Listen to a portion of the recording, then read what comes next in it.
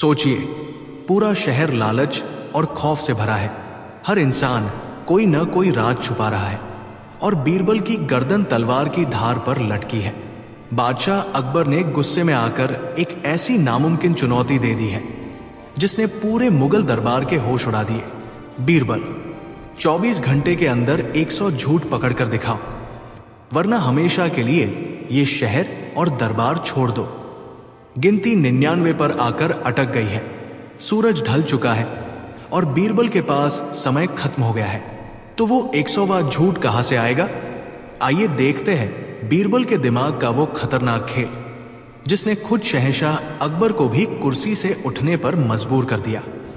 दोस्तों, मुगलिया सल्तनत की राजधानी आगरा का वह प्रभात अत्यंत मनोरम था, किंतु उस सुंदरता के पीछे एक अनकही बेचैनी छिपी थी। यमुना के शांत और शीतल जल पर जब सूर्य की पहली स्वर्णिम किरणें पड़ी तो ऐसा प्रतीत हुआ मानो नदी ने स्वयं सोने की चादर ओढ़ ली हो। लाल किले की ऊंची और सुदृढ़ प्राचीरें गर्व से खड़ी थी, जो सदियों के इतिहास और मुगलों के वैभव की साक्षी थी। किले के भीतर चहल पहल अपने चरम पर थी। शाही अस्तबल में घोड़ों की हिनहिनाहट, पहरेदारों के भारी जूतों की आहट और मुगलिया रसोइयों से आती मसालों की भीनी भीनी सुगंध हवा में तैर रही थी। ये केवल एक साधारण दिन नहीं था, बल्कि दीवान खास में एक ऐसी घटना घटने वाली थी जो इतिहास के पन्नों में बीरबल की बुद्धिमानी के एक और अध्याय के रूप में दर्ज होने वाली थी। शहंशाह जलालुद्दीन मोहम्मद अकबर का दरबार सज चुका था। दरबार की भव्यता देखते ही बनती थी। ऊंचे ऊंचे संगमरमर के स्तंभों पर बारीक नक्काशी की गई थी, जिनमें कीमती रत्न और जवाहरात जड़े हुए थे। मखमली कालीनों की कोमलता ऐसी थी कि कदम रखते ही वे धंस जाते थे। हवा में चमेली और गुलाब के इत्र की महक घुली हुई थी, जिसे चांदी के पात्रों में जलाया जा रहा था। शहंशाह जब अपने मयूर सिंहासन पर विराजमान हुए तो पूरा दरबार जिलेलाही के नारों से गूंज उठा। उनकी आंखों में वह चमक थी जो एक न्यायप्रिय और शक्तिशाली शासक की पहचान होती है, किंतु आज उन आंखों में कुछ कठोरता भी थी। उनके दाहिनी ओर बीरबल खड़े थे, जिनका चेहरा हमेशा की तरह शांत और सौम्य था। उनकी मुस्कान में एक अजीब सा आत्मविश्वास था जो अक्सर उनके विरोधियों को खटकता था। दरबार के एक कोने में कुछ दरबारी, जिनमें मिर्जा सादिक, मुल्ला दो प्याजा और शरीफ खान मुख्य थे, आपस में कानाफूसी कर रहे थे। ये वे लोग थे जो बीरबल की बढ़ती लोकप्रियता और शहंशाह के साथ उनकी नजदीकी से भीतर ही भीतर जलते थे। वे बीरबल को नीचा दिखाने का कोई भी मौका हाथ से जाने नहीं देना चाहते थे। मिर्जा सादिक, जो स्वयं को बहुत बड़ा विद्वान और कूटनीतिज्ञ मानते थे, आज पूरी तैयारी के साथ आए थे। उन्होंने मुल्ला दो प्याजा की ओर संकेत किया और धीरे से कहा कि आज का दिन बीरबल के पतन का दिन होगा। उन्होंने एक ऐसी योजना बनाई थी जिससे बीरबल का बचना नामुमकिन लग रहा था। जब दरबार की कार्यवाही शुरू हुई तो पहले कुछ छोटे मोटे विवाद सुलझाए गए। किसी किसान की जमीन का मामला था तो किसी व्यापारी के लगान की समस्या। बीरबल ने अपनी सहज बुद्धि से उन सभी मामलों को मिनटों में सुलझा दिया। यह देखकर अकबर बहुत प्रसन्न हुए, लेकिन यही प्रसन्नता दरबारियों के लिए अग्नि में घी का काम कर गई। मिर्जा सादिक ने अवसर ताड़ते ही आगे कदम बढ़ाया। उन्होंने झुककर बहुत ही अदब के साथ शहंशाह को सलाम किया और बोले कि जहांपनाह, इसमें कोई संदेह नहीं कि बीरबल बेहद बुद्धिमान है। उनकी चतुराई के चर्चे तो अरब और फारस तक फैले हुए हैं, लेकिन हमें कभी कभी ऐसा लगता है कि बीरबल की ये बुद्धिमानी केवल शब्दों का खेल है। क्या वे वास्तव में इंसानी स्वभाव की उस गहराई को जानते हैं जिसे खुदा ने भी गुप्त रखा है? अकबर ने अपनी घनी मूंछों को सहलाते हुए मिर्जा की ओर देखा और पूछा कि तुम्हारा तात्पर्य क्या है मिर्जा? साफ साफ कहो। मिर्जा सादिक ने अपनी आवाज को और अधिक गंभीर बनाया और कहा कि जहांपनाह, दुनिया झूठ और फरेब से भरी हुई है। हर इंसान, चाहे वो फकीर हो या अमीर, हर रोज अनगिनत झूठ बोलता है। कोई डर से झूठ बोलता है तो कोई लालच में। हमारा मानना है कि कोई भी इंसान, चाहे वो कितना भी बुद्धिमान क्यों न हो, एक दिन में 100 झूठ नहीं पकड़ सकता। क्या बीरबल में इतनी काबिलियत है कि वे इस शहर के लोगों के मुखौटों को उतार सके? क्या वे सच और झूठ के उस सूक्ष्म अंतर को पहचान सकते हैं जिसे अक्सर लोग अपनी मीठी बातों में छिपा लेते हैं? अकबर को चुनौतियों से गहरा लगाव था। उन्हें लगा कि यह वास्तव में बीरबल की परीक्षा लेने का एक अनूठा तरीका है। उन्होंने बीरबल की ओर मुड़कर देखा। बीरबल के चेहरे पर अभी भी वही स्थिर मुस्कान थी। अकबर ने ऊंची और रोबीली आवाज में कहा कि बीरबल, तुमने सुना मिर्जा क्या कह रहे हैं? हमें लगता है कि उनकी बात में दम है। क्या तुम हमारे सामने ये सिद्ध कर सकते हो कि तुम्हारी पारखी नजरें झूठ को सूंघने की शक्ति रखती हैं? हम तुम्हें एक चुनौती देते हैं। तुम्हें आने वाले कल के सूर्यास्त तक, यानी मात्र 24 घंटों के भीतर, आगरा की सड़कों और गलियों से 100 ऐसे झूठ ढूंढकर लाने होंगे जो लोगों ने पूरी चतुराई से बोले हों। दरबार में अचानक सन्नाटा छा गया। 100 झूठ एक ही दिन में? यह असंभव सा कार्य था। दरबारी एक दूसरे को देखने लगे। मुल्ला दो प्याजा ने मन ही मन सोचा कि अब बीरबल का अंत निश्चित है। अकबर यही नहीं रुके। उन्होंने चुनौती की शर्तों को और अधिक कठोर बनाते हुए कहा कि बीरबल, यदि तुम इस कार्य में सफल रहे तो तुम्हें हमारी ओर से वो जागीर और रत्न दिए जाएंगे जिनकी तुमने कभी कल्पना भी नहीं की होगी। लेकिन यदि तुम असफल रहे, यदि तुम 100 की गिनती पूरी नहीं कर पाए, तो तुम्हें अपनी हार स्वीकार करनी होगी और इसी वक्त ये दरबार और आगरा हमेशा के लिए छोड़कर जाना होगा। तुम्हें मुगलिया सल्तनत की सीमाओं से बाहर निकाल दिया जाएगा। ये शर्त सुनते ही बीरबल के शुभचिंतकों के चेहरे पीले पड़ गए। वे जानते थे कि अकबर जब कोई फैसला सुना देते हैं तो उससे पीछे नहीं हटते। बीरबल के लिए यह केवल उनकी बुद्धिमानी की परीक्षा नहीं थी, बल्कि उनके सम्मान और उनके अस्तित्व की लड़ाई थी। लेकिन बीरबल विचलित नहीं हुए। उन्होंने अपने कदम आगे बढ़ाए, शहशाह के सामने सिर झुकाया और बहुत ही धीमे किंतु दृढ़ स्वर में कहा कि जहां पनाह, आपकी हर आज्ञा मेरे लिए खुदा का हुक्म है। मैं ये चुनौती स्वीकार करता हूं। सत्य और असत्य का संघर्ष तो सृष्टि के आरंभ से ही चल रहा है। मैं तो बस उस संघर्ष का एक छोटा सा गवाह बनने जा रहा हूं। कल सूर्यास्त से पहले मैं आपके चरणों में 100 झूठों की सूची रख दूंगा। दरबार बर्खास्त हो गया। अकबर अपने कक्ष की ओर चले गए, लेकिन उनके मन में एक अजीब सी कशमकश थी। वे बीरबल से प्रेम करते थे और उन्हें खोना नहीं चाहते थे, लेकिन एक सम्राट के रूप में उन्होंने अपनी बात कह दी थी। दूसरी ओर बीरबल जब किले के भारी द्वारों से बाहर निकले तो आगरा का शहर अपनी सामान्य गति से चल रहा था।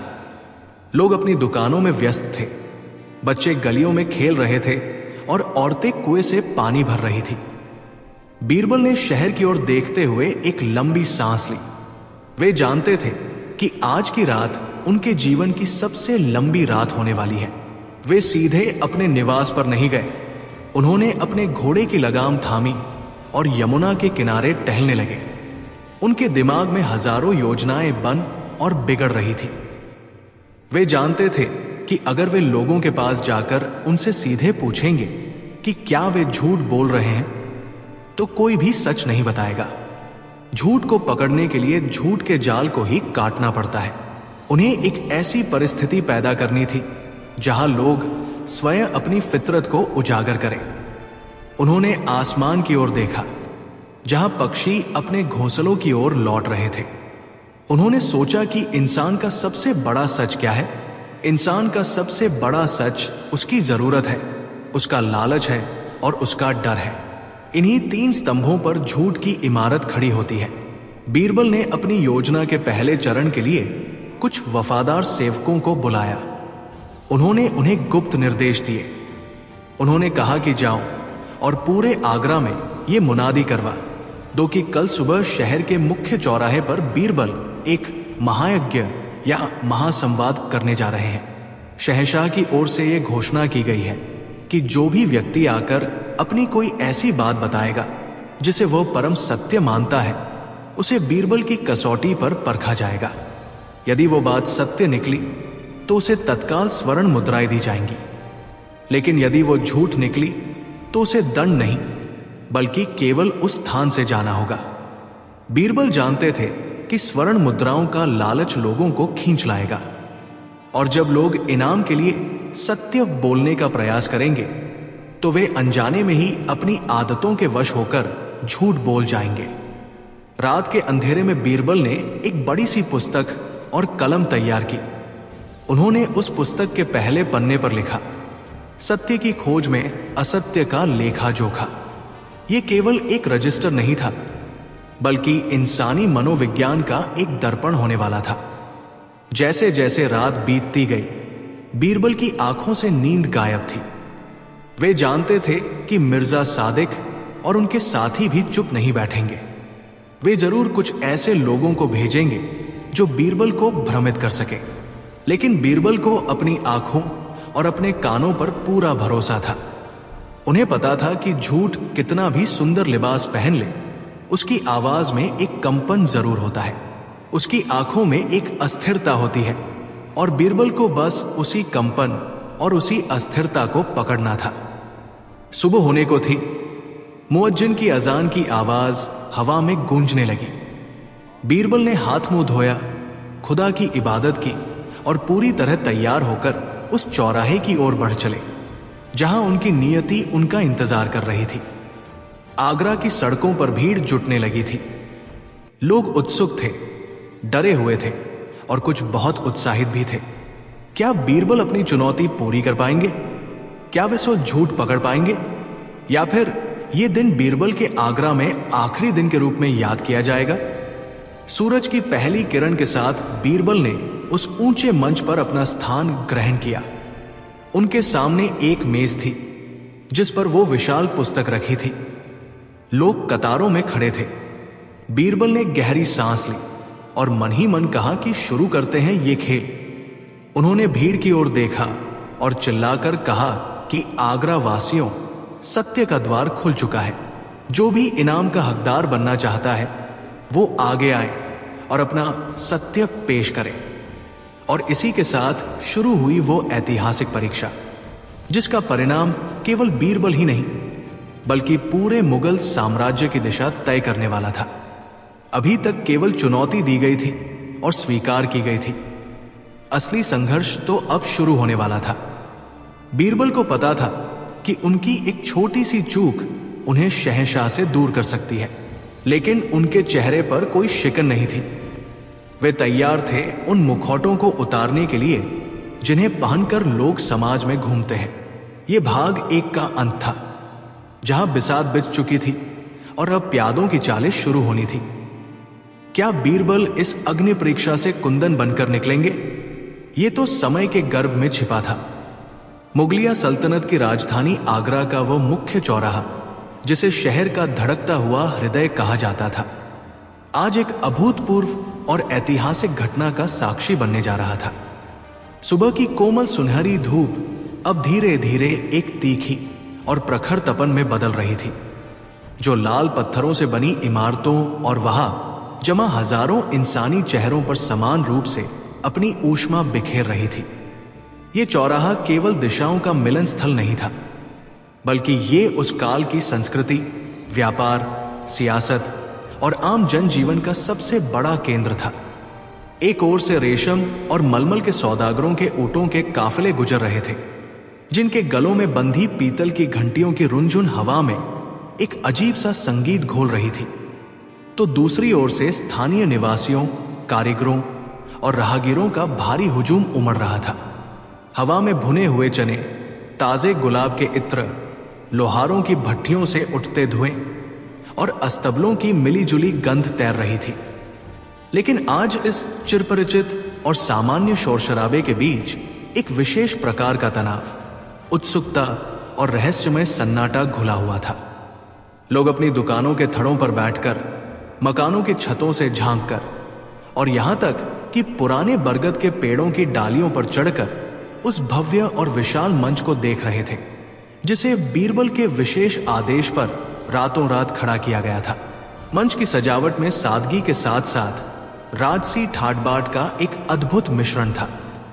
गहरे लाल और सुनहरे रंग के भारी मखमली पर्दे हवा के हल्के झोंकों के साथ लहरा रहे थे। मंच के ठीक बीचों बीच आबनूस की लकड़ी से बनी एक अत्यंत सुंदर मेज रखी थी, जिस पर शाही दवात, एक लंबी मोरपंख की कलम और सफेद पन्नों वाला एक बेहद मोटा और विशाल रजिस्टर रखा हुआ था।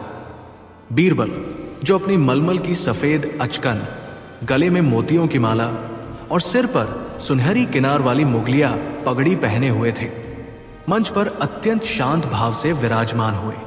वे किसी गहरे और स्थिर सागर की तरह प्रतीत हो रहे थे। उनके चेहरे पर चिंता या भय की कोई लकीर नहीं थी, जबकि वे भली भांति जानते थे कि इस समय पूरे आगरा शहर और लाल किले के बंद कमरों में उनके भाग्य को लेकर तरह तरह के दाव लगाए जा रहे हैं। शहंशाह अकबर के दरबारियों ने, जो बीरबल की हार देखने के लिए लालायत थे, अपने अनगिनत गुप्तचरों को साधारण वेशभूषा में उस भीड़ के बीच फैला दिया था, ताकि वे पल पल की खबर महल तक पहुंचा सकें और देख सकें कि बीरबल इस असंभव से प्रतीत होने वाले लक्ष्य को कैसे साधते हैं। बीरबल ने अपने दाहिनी ओर खड़े अपने सबसे विश्वस्त सेवक और शाही उद्घोषक को आंखों ही आंखों में एक हल्का सा संकेत दिया। उद्घोषक ने तुरंत पीतल का एक विशाल और भारी नगाड़ा बजाया, जिसकी गगन भेदी गूंज से पूरा बाजार एक पल के लिए पूर्णतः खामोश हो गया। पक्षी फड़फड़ाकर उड़ गए और लोगों की सांसें अटक गई। उद्घोषक ने अपने फेफड़ों में पूरी हवा भरते हुए अपनी बुलंद और गूंजती हुई आवाज में पुकारा कि ए आगरा शहर के नेक, बहादुर और ईमानदार निवासियों, ध्यान से सुनो। शहंशाह जलालुद्दीन मोहम्मद अकबर के विशेष आदेश और कृपा से बीरबल साहब आज यहां एक अद्वितीय सत्य संवाद का आयोजन कर रहे हैं। नियम अत्यंत सरल और स्पष्ट है। जो भी व्यक्ति इस मंच की सीढ़ियां चढ़कर बीरबल साहब के सामने आएगा और कोई एक ऐसा परम सत्य बोलेगा जिसे किसी भी तर्क या प्रमाण से काटा न जा सके, उसे शाही खजाने की ओर से उसी क्षण एक चमकदार स्वर्ण मुद्रा पुरस्कार स्वरूप दी जाएगी। लेकिन यह बात भली भांति याद रहे कि आपकी बात को बीरबल साहब की उन पैनी नजरों की कसौटी से गुजरना होगा, जो इंसान की रूह के भीतर छिपे रहस्यों को भी पढ़ लेती है। इसलिए यहां केवल वही आए जिसके पास अटल और अकाट्य सत्य हो। स्वर्ण मुद्रा का नाम हवा में गूंजते ही जैसे भीड़ में एक विद्युत तरंग सी दौड़ गई। उस कालखंड में एक स्वर्ण मुद्रा का मूल्य इतना अधिक था कि वह एक साधारण परिवार का पूरे साल का खर्च बहुत ही आराम से चलाने के लिए पर्याप्त थी। लालच एक ऐसी अदृश्य अग्नि है जो इंसान की सबसे तीव्र बुद्धि को भी धुंधला कर देती है और उसके विवेक को भस्म कर देती है। कतार में सबसे पहले जो व्यक्ति उत्साह से आगे बढ़ा, वो शहर का सबसे बड़ा और धनी अनाज व्यापारी सेठ धनीराम था। उसकी भारी भरकम तोंद उसकी संपन्नता की गवाही दे रही थी। उसने रेशमी वस्त्र पहने हुए थे और उसकी उंगलियों में जड़े माणिक्य, पन्ने और नीलम की अंगूठियां सूरज की रोशनी में आंखें चुंधिया रही थी। वो पूरे आत्मविश्वास और अहंकार के साथ मंच की सीढ़ियां चढ़ा और बीरबल के सामने आकर झुककर सलाम किया। बीरबल ने अपनी पारखी और भेदने वाली नजरों से उसे ऊपर से नीचे तक निहारा और एक हल्की सी मुस्कान के साथ अत्यंत विनम्रता से पूछा कि कहिए सेठ जी, आप आज यहां किस महान सत्य की घोषणा करने के लिए पधारे हैं? सेठ धनीराम ने अपना गला साफ किया, अपने भारी पेट पर हाथ फेरा और पूरे अधिकार के साथ ऊंची आवाज में बोला कि हुजूर, मेरा सत्य यह है कि मैंने अपने 48 साल के लंबे व्यापारिक जीवन में कभी किसी गरीब का हक नहीं मारा है और न ही कभी अपने तराजू में एक रत्ती भर की भी बेईमानी की है। मैं अपने धर्म और अपने कर्म के प्रति पूरी तरह से ईमानदार और निष्ठावान व्यक्ति हूं। मैंने सदैव सत्य का ही आचरण किया है। बीरबल ने अपना हाथ धीरे से रजिस्टर की ओर बढ़ाया, मोरपंख की कलम उठाई और फिर अचानक हवा में ही अपने हाथ को रोक लिया। उन्होंने सेठ की आंखों में सीधे देखते हुए बहुत ही शांत लेकिन चुभने वाले स्वर में कहा कि सेठ जी, क्या आपकी स्मृति इतनी कमजोर हो गई है कि आपको वो भयंकर अकाल याद नहीं जो कुछ वर्ष पूर्व इस सूबे में पड़ा था?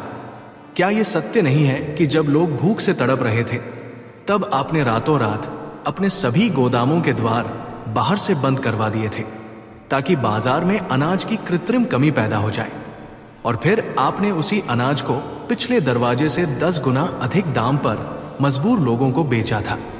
क्या वो आपकी ईमानदारी थी?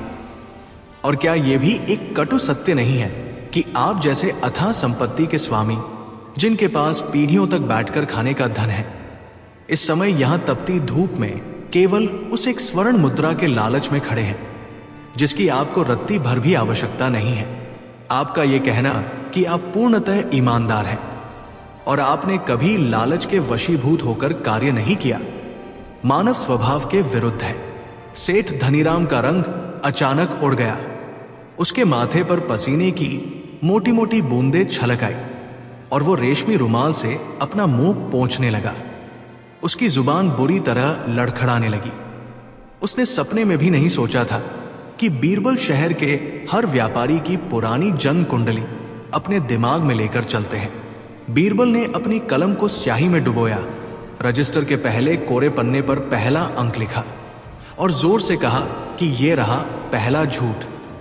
स्वयं को पूर्णतः निष्पाप, निस्वार्थ और परोपकारी घोषित करना, जबकि हृदय के किसी गहरे कोने में असीम लोभ और स्वार्थ का वास हो।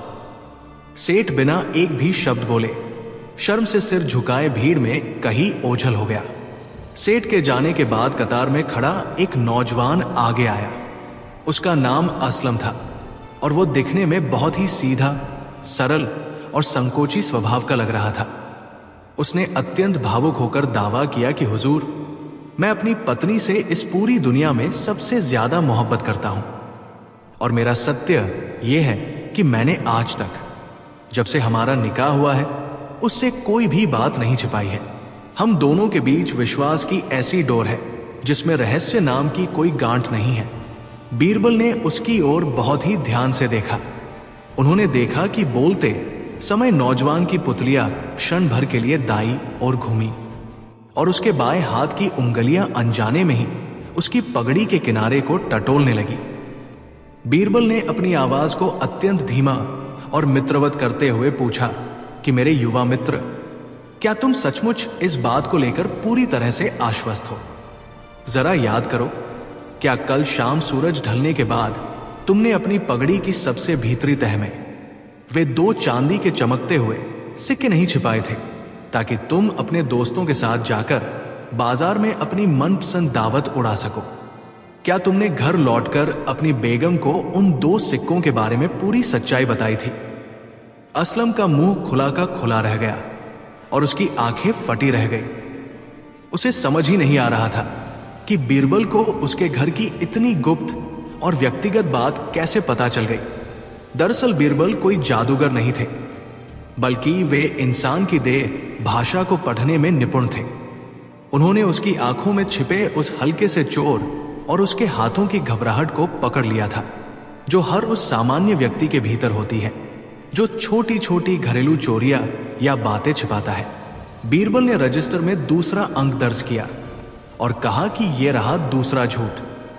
वैवाहिक जीवन या किसी भी मानवीय रिश्ते में पूर्ण और 100% पारदर्शिता का दावा करना एक कोरा झूठ है, क्योंकि हर इंसान के मन का एक ऐसा एकांत कोना होता है जहां वह कुछ बातें केवल अपने आप तक सीमित रखता है। दोपहर होते होते भीड़ का आकार और भी विशाल हो गया था। अब बीरबल के झूठ पकड़ने की गति भी तेज हो गई थी। मंच के सामने एक ऐसा व्यक्ति आया जिसने गेरुए वस्त्र धारण किए हुए थे। उसके माथे पर भस्म लगी थी और उसके हाथ में एक कमंडल था। उसने एक गहरी सांस लेते हुए कहा कि महात्मन, मैं एक सन्यासी हूं। मेरा सत्य यह है कि मुझे अब इस नश्वर संसार की किसी भी भौतिक वस्तु, माया या धन संपत्ति से रत्ती भर भी मोह नहीं रह गया है। मैं तो केवल एकांत में बैठकर ईश्वर का ध्यान करना चाहता हूं। बीरबल ने अत्यंत सम्मान के साथ सिर हिलाया। उसी क्षण बीरबल ने अपनी मेज पर रखी स्वर्ण मुद्राओं की थैली से एक मुद्रा निकाली और बात करते करते चतुराई से उसे मेज के किनारे से नीचे फर्श पर गिरा दिया। जैसे ही ठोस सोने की उस मुद्रा की खनक पत्थर के फर्श से टकराकर गूंजी, उस सन्यासी की नजरें पलक झपकते ही जमीन की ओर चली गई। उसके शरीर में एक अनचाही सी बेचैनी दौड़ गई और उसने बहुत ही चालाकी से अपना दाया पैर उस गिरी हुई मुद्रा के ऊपर रख दिया ताकि किसी और की नजर उस पर न पड़े। बीरबल जोर से खिलखिलाकर हंसे और उनकी हंसी पूरे चौराहे पर गूंज उठी। उन्होंने कहा कि हे तपस्वी, जिस मन और जिस दृष्टि ने समस्त माया का त्याग कर दिया था, वो आज एक धातु के टुकड़े की खनक से इतना विचलित कैसे हो गया? आपके पैर का वो छोटा सा कदम आपके पूरे सन्यास पर प्रश्न चिन्ह लगा रहा है। आप अपने आप से और दुनिया से झूठ बोल रहे हैं। ये त्याग का नहीं बल्कि छद्म वेश का झूठ है। जैसे जैसे सूर्य देवता आसमान के ठीक मध्य में पहुंच रहे थे, गर्मी अपने चरम पर पहुंच रही थी, लेकिन लोगों का उत्साह कम होने का नाम नहीं ले रहा था। अब कतार में वे लोग आने लगे थे जो खुद को बहुत अधिक बुद्धिमान और तार्किक समझते थे। वे ऐसी बातें और ऐसे दावे लेकर आ रहे थे जिन्हें प्रत्यक्ष रूप से गलत साबित करना किसी के लिए भी बहुत कठिन काम था। एक हट्टा कट्टा और लंबी मूंछों वाला व्यक्ति आया जिसने खुद को शाही सेना का एक सिपाही बताया। उसने अपनी तलवार की म्यान पर हाथ रखते हुए बड़े ही रौबदार स्वर में कहा कि हुजूर, मैं अनेक युद्धों में लड़ा हूं, मैंने खून की नदियां देखी हैं। मेरा अटल सत्य यह है कि मुझे मौत से बिल्कुल डर नहीं लगता और मेरे भीतर भय नाम की कोई भावना बची ही नहीं है। बीरबल उसे बहुत ध्यान से सुन रहे थे। उन्होंने अपने एक सहायक को, जो मंच के पीछे खड़ा था, अपनी उंगलियों से एक गुप्त इशारा किया। सहायक ने एक लंबी रस्सी उठाई जो बिल्कुल किसी काले नाग की तरह दिख रही थी और उसे अचानक पीछे से उस सिपाही के पैरों के पास फेंक दिया। साथ ही एक भारी बर्तन को जोर से जमीन पर दे मारा। अचानक हुए इस शोर और अपने पैरों के पास एक सांप जैसी आकृति को देखकर वो बहादुर सिपाही चीख पड़ा और अपनी जान बचाने के लिए बुरी तरह घबराकर 3 कदम पीछे की ओर कूद गया। उसका चेहरा पीला पड़ चुका था और उसकी सांसें तेज चलने लगी थी।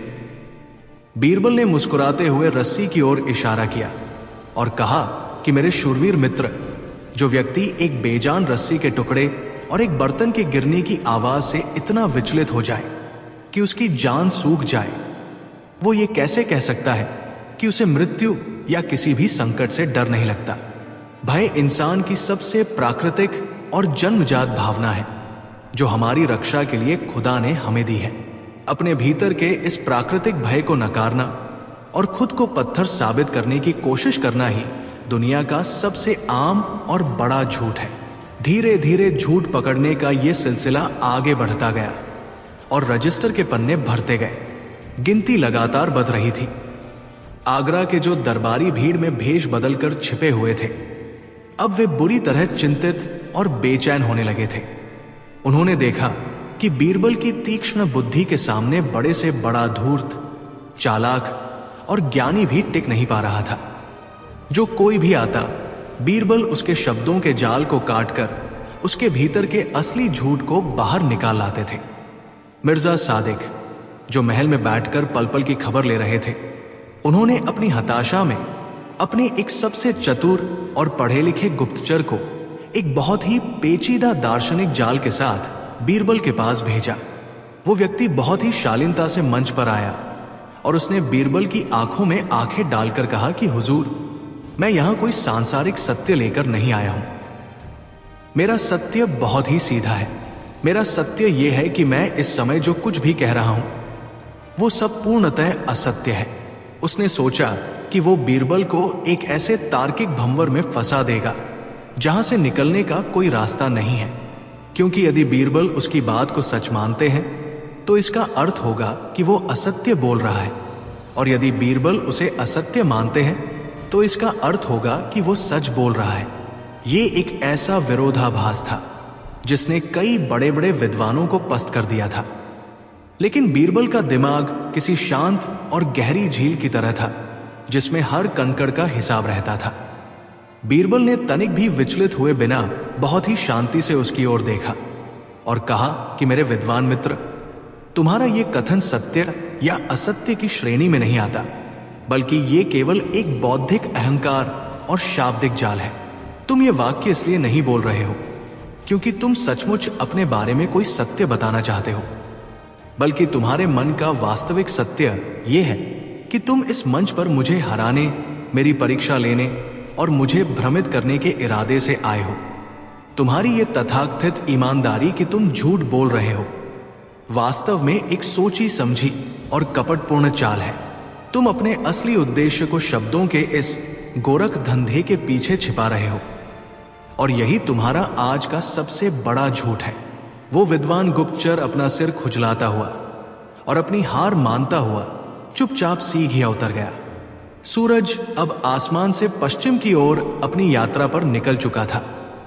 धूप का रंग जो पहले सफेद और चुभने वाला था, अब धीरे धीरे हल्का पीला और फिर केसरिया होने लगा था। बीरबल ने अपने सामने रखे रजिस्टर के पन्नों को पलटा। गिनती अब काफी आगे बढ़ चुकी थी, लेकिन चुनौती अभी भी पूरी नहीं हुई थी। बहुत बड़ा हिस्सा अभी भी बाकी था और समय मुट्ठी में बंद रेत की तरह तेजी से फिसलता जा रहा था। बीरबल ने महसूस किया कि इस तरह एक एक करके लोगों को बुलाने से काम समय पर पूरा नहीं हो पाएगा। लोग अब बहुत अधिक सतर्क हो गए थे और वे बहुत सोच समझकर नपीतुली बातें बोल रहे थे। बीरबल को अब एक ऐसा मास्टर स्ट्रोक खेलना था जो एक ही बार में कई चेहरों से नकाब उतार सके। उन्होंने अपनी रणनीति में एक बड़ा बदलाव किया। वे अपनी कुर्सी से उठे, मंच के बिल्कुल किनारे पर आए और दोनों हाथ हवा में उठाकर भीड़ को शांत होने का इशारा किया। उन्होंने अपनी सबसे ऊंची और गंभीर आवाज में पूरी भीड़ को संबोधित करते हुए कहा कि ऐ मेरे प्यारे शहरवासियों, सुबह से लेकर अब तक मैं आप सभी के व्यक्तिगत सत्यों की परीक्षा ले रहा था। आप सबने बहुत प्रयास किया, लेकिन अब सूरज ढलने वाला है और मैं आप सबको एक अंतिम और सबसे बड़ा अवसर देना चाहता हूं। जो कोई भी व्यक्ति आगे आकर खुलेआम ये सिद्ध करेगा कि वो इस पूरे शहर का सबसे निष्कलंक, सबसे ईमानदार व्यक्ति है, जिसके मन में आज तक किसी के प्रति कोई ईर्ष्या, कोई द्वेष या किसी भी प्रकार का लालच नहीं आया है, उसे मैं शाही खजाने की मुद्राएं नहीं, बल्कि स्वयं अपने गले का ये कीमती मोतियों का हार अपने हाथों से पहनाऊंगा। बीरबल की इस अभूतपूर्व घोषणा को सुनते ही भीड़ में एक अजीब सी हलचल मच गई। मोतियों का हार जो बीरबल के गले की शोभा बढ़ा रहा था, वो कोई साधारण हार नहीं था। वो हार स्वयं शहंशाह अकबर ने बीरबल को उनके एक असाधारण कार्य के लिए भेंट किया था और उसकी कीमत अनमोल थी। उस हार की चमक ने कई लोगों की आंखों को अंधा कर दिया। ये सुनते ही एक साथ 25-30 लोग धक्के मारते हुए और एक दूसरे को पीछे छोड़ते हुए तेजी से मंच की ओर दौड़े और सीढ़ियां चढ़ गए। हर कोई खुद को राजा हरिश्चंद्र के समान सत्यवादी और धर्मराज युधिष्ठिर के समान निष्कलंक सिद्ध करने की होड़ में लग गया। बीरबल ने उन सभी को एक लंबी कतार में खड़ा किया और बहुत ही रहस्यमयी मुस्कान के साथ उन सबकी आंखों में बारी बारी से देखा। उन्होंने उन सभी से एक साथ पूछा कि क्या आप सभी पूरे होशोवास में ये दावा करते हैं कि आपका मन बिल्कुल दर्पण की तरह साफ है और आपने अपने पूरे जीवन में कभी किसी प्रकार के लालच या स्वार्थ को अपने भीतर पनपने नहीं दिया है? उन सभी ने अत्यंत आत्मविश्वास और ऊंची आवाज में एक स्वर में कहा कि हाँ हुजूर, हम बिल्कुल पवित्र हैं और हमारा जीवन एक खुली किताब की तरह है जिसमें लालच या ईर्ष्या का कोई दाग नहीं है। ये सुनते ही बीरबल जोर से हंसे। उनकी हंसी में जीत की वो खनक थी जो किसी सेनापति के युद्ध जीतने पर होती है।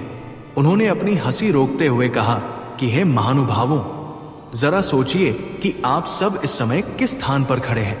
जहां आप सब खड़े हैं वहां से कुछ ही क्षण पहले मैंने घोषणा की थी कि जो सबसे बड़ा ईमानदार होगा उसे ये कीमती मोतियों का हार मिलेगा। आप सभी लोग केवल और केवल उस मोतियों के हार के प्रचंड लालच में यहां भागे चले आए हैं। एक सच्चा और निस्वार्थ ईमानदार व्यक्ति अपनी ईमानदारी का ढिंढोरा पीटने के लिए कभी इस तरह भीड़ को चीरकर किसी भौतिक इनाम के लिए नहीं दौड़ता। सच्चाई तो यह है कि यह हार आप सबका सबसे बड़ा प्रलोभन बन गया। आता अब सभी का यह सामूहिक और ऊंचा दावा कि आप लालच और स्वार्थ से पूर्णतः मुक्त हैं। एक बहुत ही विशाल और हास्यास्पद झूठ है। आप सभी अपने अपने लालच के कारण बेनकाब हो गए हैं। इस तरह बीरबल ने अपने इस अद्भुत मनोवैज्ञानिक दाव से एक ही झटके में इतने सारे लोगों का झूठ पकड़ लिया। जब बीरबल ने अपने रजिस्टर में इन सभी के नाम दर्ज किए तो गिनती अचानक एक बहुत बड़े आंकड़े को छू गई। लेकिन अभी भी कुछ अंतिम और सबसे महत्वपूर्ण झूठ पकड़ने शेष थे। आगरा की सड़कों पर अब शाम का गहरा धुंधलका छाने लगा था। पक्षी अपने घोंसलों की ओर लौट रहे थे और मस्जिदों से अजान की पवित्र आवाजें हवा में तैरने लगी थी। मंच के चारों ओर बड़ी बड़ी मशालें जला दी गई थी, जिनकी पीली रोशनी में बीरबल का चेहरा एक अनोखी आभा से दमक रहा था।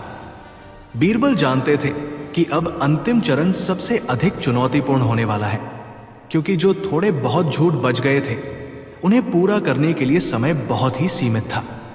महल से भी दूतों का आना जाना शुरू हो गया था, जो शहंशाह अकबर तक पल पल की गिनती की खबर पहुंचा रहे थे। दरबारी विरोधियों के चेहरे पर अब पसीना साफ देखा जा सकता था, क्योंकि उन्होंने जिस चुनौती को नामुमकिन समझा था, बीरबल उस नामुमकिन के बेहद करीब पहुंच चुके थे। बीरबल ने अपनी कलम को एक बार फिर स्याही में डुबोया, एक गहरी और ठंडी सांस ली और अपने सामने खड़े असीम जनसागर की ओर देखते हुए अगले व्यक्ति को पुकारा। यह केवल सत्य और असत्य का खेल नहीं था, यह मानव मस्तिष्क की गहराइयों में गोते लगाने का एक ऐसा महाकाव्य बन चुका था जिसे आगरा का इतिहास कभी भूलने वाला नहीं था। मंच पर जलती मशालों की लौ हवा में कांप रही थी, लेकिन बीरबल का संकल्प उस प्राचीन किले की प्राचीर से भी अधिक अडिग और स्थिर था। आगरा के विस्तृत क्षितिज पर सूर्य अब एक दहकते हुए लाल गोले का रूप धारण कर चुका था। दिन भर अपनी प्रचंड तपन से धरती को झुलसाने वाला सूरज अब जैसे अपनी पूरी शक्ति खोकर यमुना नदी के शांत और गहरे जल में विश्राम करने की तैयारी कर रहा था। आसमान का रंग हर पल बदल रहा था, सफेद से हल्का पीला, फिर गहरा नारंगी, और अब वो एक रहस्यमयी बैंगनी आभा में परिवर्तित हो रहा था। लाल किले की ऊंची और अभेद्य प्राचीरें इस गोधूली वेला में और भी अधिक विशाल और डरावनी प्रतीत हो रही थी, मानो वे सदियों के रहस्यों को अपने सीने में दफन किए हुए हों। शहर के मुख्य चौराहे पर, जहां सुबह से सत्य और असत्य का ये ऐतिहासिक महासंग्राम चल रहा था, अब एक अलग ही प्रकार की खामोशी और घबराहट छाने लगी थी। दिन के उजाले में जो चेहरे आत्मविश्वास से दमक रहे थे, वे अब शाम की उतरती हुई परछाइयों के बीच पीले पड़ने लगे थे।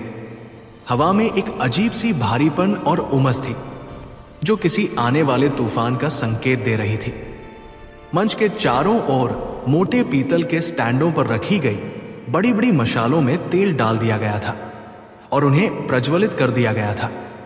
उन मशालों की लाल और पीली लौ हवा के झोंकों के साथ बुरी तरह कांप रही थी, ठीक वैसे ही जैसे महल के भीतर बैठे बीरबल के विरोधियों के दिल कांप रहे थे।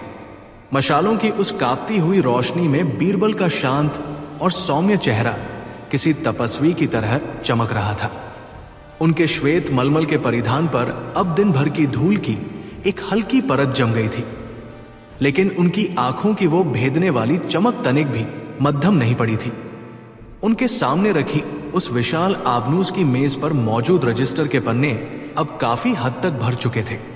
सत्य को खोजने के नाम पर इंसान अपने भीतर के कितने गहरे झूठ छिपाए रखता है, ये उस रजिस्टर के हर पन्ने पर दर्ज था।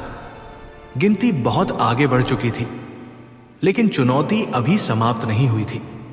उधर शाही महल के दीवान खास के एक गुप्त कक्ष में मिर्जा सादिक, मुल्ला दो प्याजा और उनके अन्य सहयोगी बेचैनी से टहल रहे थे।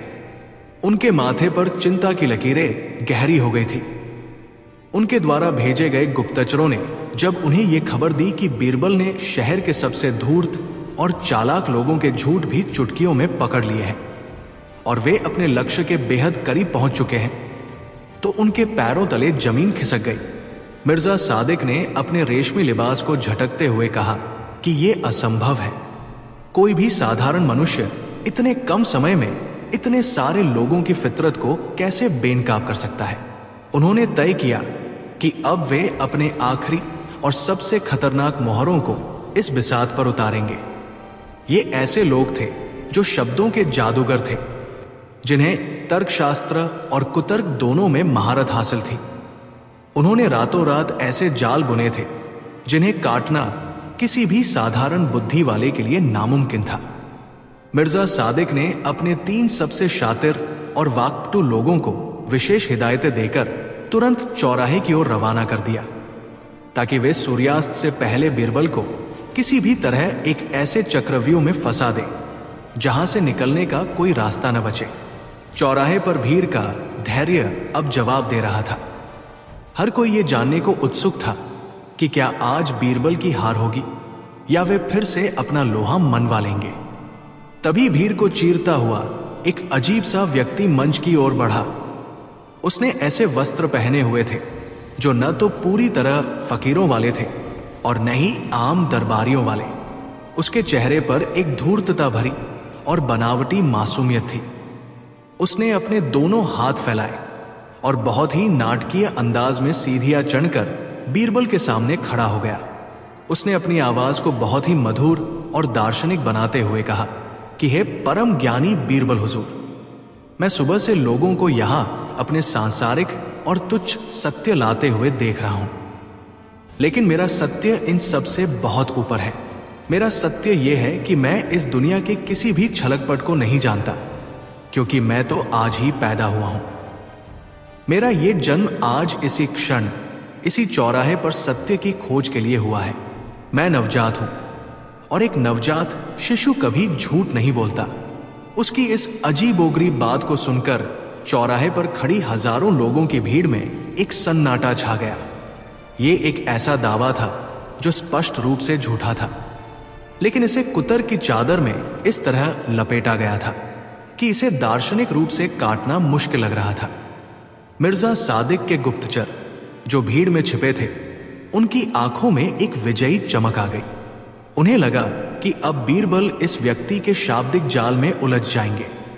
यदि बीरबल इसे सच मानते हैं तो वे हार जाएंगे, और यदि वे इसे झूठ कहते हैं तो ये व्यक्ति दार्शनिक पुनर्जन्म का तर्क देकर बहस को सूर्यास्त तक खींच ले जाएगा। किंतु बीरबल का मस्तिष्क किसी शांत झील की तरह था जिसकी गहराई को मापना असंभव था। बीरबल अपनी जगह से बिल्कुल नहीं हिले। उन्होंने उस व्यक्ति को सिर से लेकर पैर तक बहुत ही सूक्ष्म दृष्टि से देखा। फिर उनके होठों पर एक बहुत ही व्यंग्यात्मक और तीखी मुस्कान तैर गई। बीरबल ने अपनी मोरपंख की कलम को अपनी उंगलियों के बीच घुमाते हुए अत्यंत गंभीर और ऊंचे स्वर में कहा कि मेरे नन्हे और नवजात शिशु, तुम्हारा ये जन्म सचमुच एक चमत्कार है, लेकिन प्रकृति का ये कैसा क्रूर मजाक है कि आज पैदा हुए एक शिशु के चेहरे पर 20 वर्षों की धूप में झुलसी हुई त्वचा की झुर्रियां हैं। प्रकृति का ये कैसा अन्याय है कि आज पैदा हुए बच्चे को आगरा की सड़कों की धूल का स्वाद पहले से पता है, क्योंकि तुम्हारे पैरों की जूतियों में जो कीचड़ लगा है वो शहर के उस हिस्से का है जहां कल रात बारिश हुई थी। और सबसे बड़ा चमत्कार तो ये है कि आज पैदा हुआ ये बच्चा इतनी शुद्ध और चालाकी से भरी जुबान बोल रहा है जिसे सीखने में एक उम्र गुजर जाती है। बीरबल यहीं नहीं रुके। उन्होंने अपनी आवाज को और अधिक कड़क करते हुए कहा कि सच्चाई ये है कि तुम आज पैदा नहीं हुए हो, बल्कि तुम्हारी धूर्तता ने आज एक नया जन्म लिया है ताकि तुम इस मंच पर आकर मुझे पराजित कर सको। तुम्हारा यह कहना कि तुम आज पैदा हुए हो एक दार्शनिक आवरण में लिपटा हुआ दुनिया का सबसे भद्दा और सफेद झूठ है। तुम नवजात नहीं, बल्कि एक परिपक्व और षड्यंत्रकारी मस्तिष्क के मालिक हो जो अपने अहंकार को सत्य का चोला पहनाकर पेश कर रहा है। तुम्हारा शरीर, तुम्हारी भाषा और तुम्हारा ये कुतर्क ही तुम्हारे झूठ की सबसे बड़ी गवाही है। ये सुनते ही उस व्यक्ति के चेहरे की सारी हवाइयां उड़ गई। उसकी वो बनावटी मासूमियत पलक झपकते ही एक गहरे खौफ में बदल गई। चौराहे पर मौजूद हजारों लोगों की भीड़, जो कुछ क्षण पहले तक असमंजस में थी, अचानक ठाके मारकर हंस पड़ी। पूरा बाजार लोगों की तालियों और बीरबल की जय जयकार से गूंज उठा। मिर्जा सादिक के उस शातिर मोहरे को अपना सिर झुकाकर और अपनी हार स्वीकार करते हुए वहां से उल्टे पांव भागना पड़ा। बीरबल ने अत्यंत शांति से अपने रजिस्टर में एक और अंक दर्ज किया। चालाक लोगों की यह पहली चाल बुरी तरह से नाकाम हो चुकी थी, किंतु विरोधियों का तरकश अभी खाली नहीं हुआ था। जैसे ही पहला व्यक्ति गया, एक दूसरा व्यक्ति मंच पर प्रकट हुआ।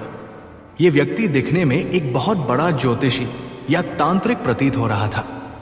उसने अपने गले में कई प्रकार की रहस्यमयी मालाएं पहनी हुई थी और उसके माथे पर सिंदूर और भस्म का एक बड़ा सा टीका लगा हुआ था।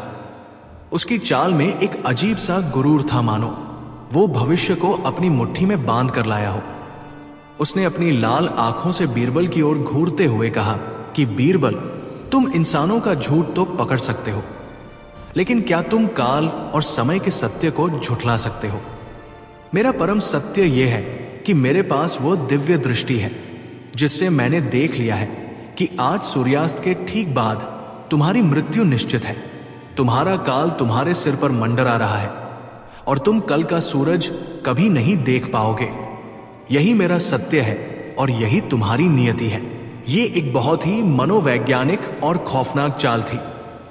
अक्सर मौत का खौफ बड़े बड़े शूरवीरों के होश उड़ा देता है और उनकी सोचने समझने की शक्ति को क्षीण कर देता है। भीड़ में खड़ी महिलाओं ने डर के मारे अपने मुंह पर हाथ रख लिए। पूरे चौराहे पर एक डरावनी सी शांति छा गई। सबको लगा कि यह भयानक भविष्यवाणी सुनकर बीरबल जरूर विचलित हो जाएंगे, लेकिन बीरबल के चेहरे पर भय की एक छोटी सी लकीर भी नहीं उभरी। उन्होंने उस तांत्रिक की आंखों में सीधे और निडरता से देखा। बीरबल ने अपनी जगह से उठकर उस तांत्रिक के बिल्कुल करीब जाकर बहुत ही ठंडे और स्थिर स्वर में कहा कि हे त्रिकालदर्शी महात्मा, आपकी इस भविष्यवाणी के लिए मैं आपका आभारी हूं। लेकिन यदि आप इतने ही महान भविष्यवक्ता हैं, तो कृपया मुझे यह बताइए कि आपकी अपनी मृत्यु कब लिखी है? तांत्रिक ने तुरंत अपना सीना तानकर कहा कि मेरी मृत्यु तो आज से ठीक 20 वर्ष बाद एक पवित्र तीर्थ स्थान पर होगी। ये बात मेरे सितारों में बहुत स्पष्ट रूप से लिखी है। बीरबल अचानक पीछे हटे। उन्होंने अपनी म्यान से एक छोटी सी लेकिन बेहद धारदार शाही कटार निकाली और बिजली की गति से उस कटार को तांत्रिक के गले के बिल्कुल करीब रख दिया। कटार की ठंडी धातु का स्पर्श महसूस करते ही तांत्रिक की आंखें फटी की फटी रह गई। उसके पैर कांपने लगे और उसके माथे से पसीने की धारा बह निकली। बीरबल ने अपनी कटार को वहीं स्थिर रखते हुए अत्यंत कठोर आवाज में कहा कि महात्मा जी, यदि मैं इसी क्षण इस कटार से आपका गला रेत दूं, तो आपके सितारों का क्या होगा? आपकी मृत्यु तो आज से 20 वर्ष बाद लिखी है, लेकिन इस समय आपके प्राण मेरी उंगलियों के एक छोटे से इशारे के मोहताज हैं। जो व्यक्ति अपने गले पर रखी तलवार को देखकर पसीने पसीने हो जाए और जिसका अपना भविष्य एक दूसरे इंसान के हाथ में हो, वो दूसरों की मृत्यु की भविष्यवाणी कैसे कर सकता है? सच्चाई यह है कि आपके पास कोई दिव्य दृष्टि नहीं है। आपका यह दावा केवल मेरे भीतर भय पैदा करने और मुझे मेरी एकाग्रता से भटकाने के लिए रचा गया एक बहुत ही सुनियोजित झूठ है। आप काल के ज्ञाता नहीं, बल्कि भय का व्यापार करने वाले एक मामूली ठग है। बीरबल ने झटके से अपनी कटार वापस म्यान में रख ली। तांत्रिक के पैर इतने कांप रहे थे कि वो मंच पर ही धड़ाम से गिर पड़ा। उसके इस पाखंड के बेनकाब होते ही भीड़ ने उस पर हूटिंग शुरू कर दी और उसे वहां से अपमानित होकर भागना पड़ा। बीरबल ने अपनी डायरी में एक और झूठ दर्ज किया। यह केवल एक झूठ नहीं था, बल्कि ये उस अंधविश्वास और पाखंड पर एक बहुत बड़ा प्रहार था जिसका सहारा लेकर धूर्त लोग समाज को डराते हैं। चालाक लोगों की ये दूसरी और सबसे खौफनाक चाल भी बीरबल की तार्किक शक्ति की चट्टान से टकराकर चकनाचूर हो गई थी। आसमान अब पूरी तरह से गहरा नीला हो चुका था। पश्चिम की ओर लाल रंग की बस एक पतली सी लकीर बाकी रह गई थी, जो बता रही थी कि दिन का अंत बस कुछ ही पलों की दूरी पर है। ठंडी हवाएं चलने लगी थी और मशालों का धुआं हवा में एक अजीब सा रहस्य घोल रहा था। बीरबल का रजिस्टर अब लगभग भर चुका था। उन्होंने गिनती मिलाई और पाया कि अब तक वे ठीक 98 झूठ पकड़ चुके हैं। 100 की उस जादुई संख्या से वे केवल 2 कदम दूर थे, लेकिन समय की रेत उनकी मुट्ठी से पूरी तरह फिसल चुकी थी। तभी भीड़ को चीरता हुआ मिर्जा सादिक का सबसे चतुर और वाकपटू दरबारी, जो अपना वेश बदल कर आया था, मंच की ओर बढ़ा। वो कोई साधारण आदमी नहीं था। वो शाही दरबार के नियमों और कानूनों का बहुत बड़ा ज्ञाता था। उसने मंच पर आकर बीरबल को कोई सलाम नहीं किया, बल्कि सीधे तौर पर एक ऐसा तर्क रखा जो बीरबल को कानूनी रूप से फंसाने के लिए था। उसने बहुत ही घमंड भरे स्वर में कहा कि बीरबल, मेरा सत्य यह है कि आप यहां जितने भी लोगों को झूठा साबित कर रहे हैं, वो सब गैर कानूनी है। शहंशाह अकबर ने आपको 100 झूठ पकड़ने का आदेश दिया था, लेकिन यह आदेश नहीं दिया था कि आप निर्दोष जनता को सरेआम अपमानित करें। मेरा सत्य यह है कि आप अपने अधिकारों का उल्लंघन कर रहे हैं और कल सुबह आपको इस कृत्य के लिए शहंशाह के सामने फांसी की सजा सुनाई जाएगी। यह चाल सबसे अधिक कुटिल थी, क्योंकि इसमें सीधे तौर पर शहंशाह अकबर के नाम और शाही फरमान का इस्तेमाल किया गया था। इस व्यक्ति ने उस पूरे आयोजन की वैधता पर ही सवाल खड़ा कर दिया था। यदि बीरबल घबराकर अपना काम रोक देते तो वे चुनौती हार जाते, और यदि वे बहस करते तो समय समाप्त हो जाता। बीरबल ने उस दरबारी की आंखों में पल रहे उस शाही अहंकार को तुरंत पहचान लिया। वे जानते थे कि ये कोई आम नागरिक नहीं, बल्कि महल से भेजा गया एक विषैला नाग है। बीरबल ने अत्यंत शांति से, लेकिन एक ऐसी आवाज में जो पूरे चौराहे पर गूंज उठी, कहा कि ए अजनबी, तुम्हारा यह ज्ञान बहुत ही अद्भुत है, लेकिन तुम शायद एक बात भूल रहे हो। शहंशाह का आदेश केवल झूठ पकड़ने का था। तरीका क्या होगा, यह मेरे विवेक पर छोड़ा गया था। और जहां तक तुम्हारे इस सत्य का सवाल है कि मुझे कल फांसी होगी, यह एक ऐसा दावा है जो भविष्य के गर्भ में है। जो घटना अभी घटी ही नहीं है, उसे सत्य मानकर पेश करना इंसान के मन का केवल एक कोरा भ्रम और कुत्सित इच्छा होती है। तुम्हारा यह सत्य वास्तव में तुम्हारा वह घिनौना झूठ है जो तुम मेरी हार देखने की अपनी अधूरी इच्छा को पूरा करने के लिए बोल रहे हो। तुम नियम और कानून की आड़ में अपना निजी स्वार्थ छिपा रहे हो। यह कहते हुए बीरबल ने अपनी मोरपंख की कलम को रजिस्टर पर जोर से पटका और कहा कि यह रहा 99वां झूठ। एक ऐसा झूठ जो न्याय के नाम पर अन्याय की कामना करता है। वो दरबारी अपना सा मुंह लेकर रह गया। उसकी सारी कानूनी दलीलें और चालाकियां बीरबल के एक ही स्पष्ट प्रहार से धूल में मिल गई। अब रजिस्टर में 99 झूठ दर्ज हो चुके थे। बीरबल ने जैसे ही अपनी कलम नीचे रखी, लाल किले की प्राचीर से शाम के नगाड़े बजने लगे। ये इस बात की आधिकारिक घोषणा थी कि सूर्य पूरी तरह से अस्त हो चुका है और दिन का समय समाप्त हो गया है। आगरा के मुख्य चौराहे पर खड़ी हजारों की भीड़ की सांसें जैसे एक पल के लिए रुक सी गई। लोगों के चेहरों पर निराशा और आश्चर्य के भाव तैर गए। 99 झूठ, केवल एक झूठ की कमी रह गई थी। मिर्जा सादिक के गुप्तचरों ने खुशी से उछलना शुरू कर दिया। वे तुरंत अपने घोड़ों पर सवार होकर महल की ओर दौड़े ताकि मिर्जा सादिक को यह शुभ समाचार दे सके कि बीरबल एक कदम से हार गए हैं। चौराहे पर खड़ी जनता आपस में कानाफूसी करने लगी। कुछ लोग निराश थे कि उनके प्रिय बीरबल हार गए, तो कुछ लोग सोच रहे थे कि शायद बीरबल के पास सचमुच कोई ईश्वरीय शक्ति नहीं है। बीरबल के उद्घोषक ने घबराते हुए उनके कान में फुसफुसाकर कहा कि हुजूर, नगाड़े बज चुके हैं, समय समाप्त हो गया है और हमारे पास केवल 99 झूठ है। क्या हम हार गए हैं? बीरबल ने उसकी ओर देखा और उनके होठों पर वही पुरानी, रहस्यमयी और अथाह आत्मविश्वास से भरी मुस्कान लौट आई। उन्होंने बहुत ही संयत और गंभीर स्वर में अपने उद्घोषक से कहा कि घबराओ मत। सत्य की इस महान यात्रा में कभी कोई हार नहीं होती। ये रजिस्टर बंद करो और इसे हिफाजत से मेरे साथ महल लेकर चलो। भीड़ ने जब बीरबल को उठते देखा तो लोगों ने आवाजें लगानी शुरू कर दी। बीरबल साहब, आखिरी झूठ कहा है, क्या अब सचमुच हार मान रहे हैं? बीरबल मंच के बिल्कुल किनारे पर आए। उन्होंने अपने दोनों हाथ जोड़कर उस विशाल जनसागर का अभिवादन किया और ऐसी आवाज में बोले जो मशालों की लौ को चीरती हुई दूर तक गई। उन्होंने कहा कि ऐ मेरे शहर के लोगों, आप सबका बहुत बहुत धन्यवाद कि आपने आज मुझे इंसान के मन की गहराइयों को इतने करीब से देखने का अवसर दिया। रही बात सवे झूठ की, तो याद रखिए कि कुछ झूठ इतने विशाल और इतने गहरे होते हैं कि उन्हें सरेआम चौराहों पर नहीं पकड़ा जा सकता। दुनिया का सबसे बड़ा और सवा झूठ इस चौराहे पर नहीं, बल्कि उन पत्थरों के पीछे छिपा है जहां से ये पूरी चुनौती शुरू हुई थी।